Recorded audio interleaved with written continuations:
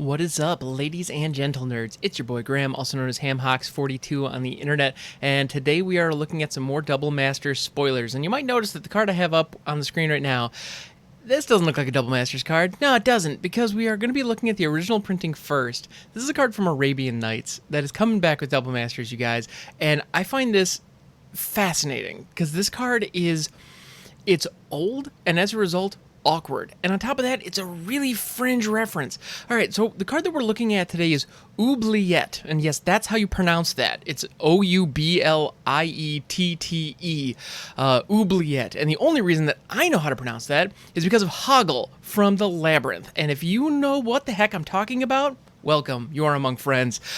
One of us. Okay, so Oubliette, what is this thing? It's an enchantment that costs one generic black. And then, okay, strap in, guys. This is the original wording from Arabian Nights.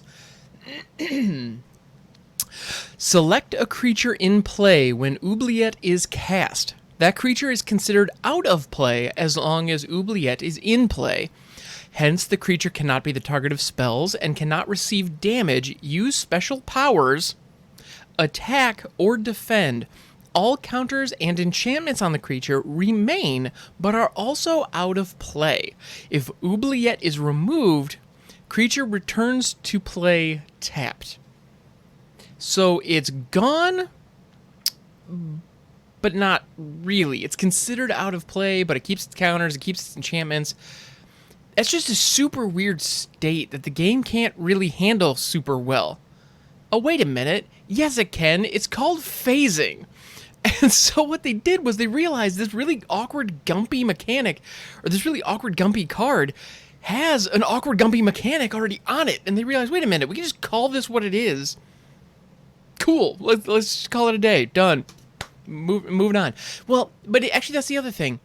It's phasing as we know it today. But there was a time when phasing didn't work this way. So right now, when something phases out, it is considered no longer there. It never left the battlefield. It retains all of its stuff, its enchantments and whatnot, but it can't be the target of spells or abilities. It can't take damage. It can't be affected by, like, board sweepers, that kind of thing. But it can... But when it comes back into play, it's not considered as coming back into play. It just is there. Like, it's just gone and then it's back. So you don't get triggers. It doesn't function like a blink effect. It's just kind of not there. You just can't touch it. It's weird. But phasing didn't always operate that way. There was a time when something left the battlefield did trigger with phasing, but their enter the battlefield triggers didn't. And so there were weird things you could abuse with cards like Wormfang Manta that allowed you to get multiple turns if you stack it a certain way. Like, there were a lot of weird ways that you could abuse that particular mechanic because it was weighted disproportionately, and it wasn't intuitive. So they changed it, and I'm grateful that they did, because all of a sudden it now kind of works. You know, because now there are no triggers. There are no leaves, enters, triggers. Like, it's still kind of weird, because, like, oh, so this thing left? Well, no.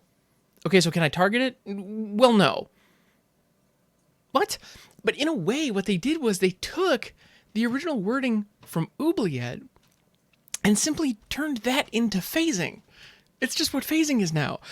And so, in Double Masters, they're reprinting Oubliette at uncommon with the updated text: when Oubliette enters the battlefield, target creature phases out until Oubliette leaves the battlefield. Tap that creature as it phases in this way. And ores and equipments phase out with it, while permanents are phased out. They're treated as though they don't exist.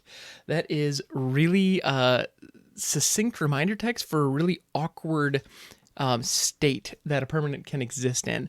But I feel like it sums it up more or less accurately, and it does the job, you know. So at a very surface level, intuitively, this makes sense. Just treat it like it's not there. Just pretend it's not there. It didn't leave, but just pretend like it's not there until it phases back in.